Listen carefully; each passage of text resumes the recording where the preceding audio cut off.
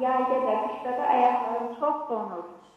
Şəkidə nə qədər doktorlar gəzmişəm, heç nə bir əlat eləyə bilmirlər. Nədən ola bilər? İki aydır ki, bir də tərzigim heç düşmür. Şəkər xəstəliyin var mı xanım? Yoxdur. Sonra çəkiniz çoxdurmu? Yox. Yox. Sonra əsəblər oyaqdırmı? Nə bilim, əsəbləşmir. Arada elə belə. Elə belə. Aha, şəkillər hamısı alimdir. Cavab hazırdır. Siz xahiş edirəm, mən dediklərimi eləyin. Bax, indi gicistkanın çıxan vaxtıdır xanım.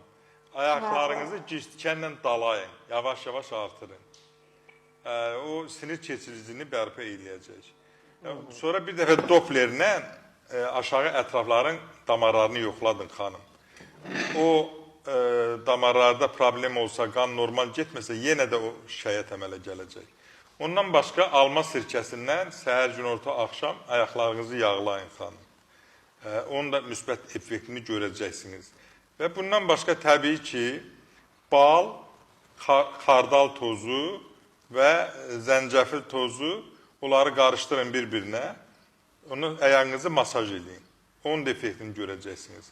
Ancaq haradasa nə yarımçıq qalsa, mənim telefon nömrələrimi görürsünüz, zəng eləyirsiniz. Bu gördüyünüz telefonlar mənim telefonlarımdır. Zəng eləyirsiniz və gəlirsiniz, probleminizi həll edəcəm xanım.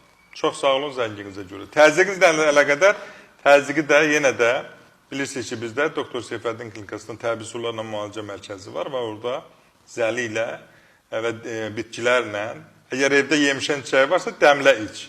Təzyiqin aşağıya yemişən meyvəsi, fərqi yoxdur. İtbirnu meyvəsi. Dəmliyin qəbul edin. O da təzyiqə müəyyən qədər kömək eləyəcək. Sinirə bağlısa da valerian kökü dəmliyin, nanə çayı için.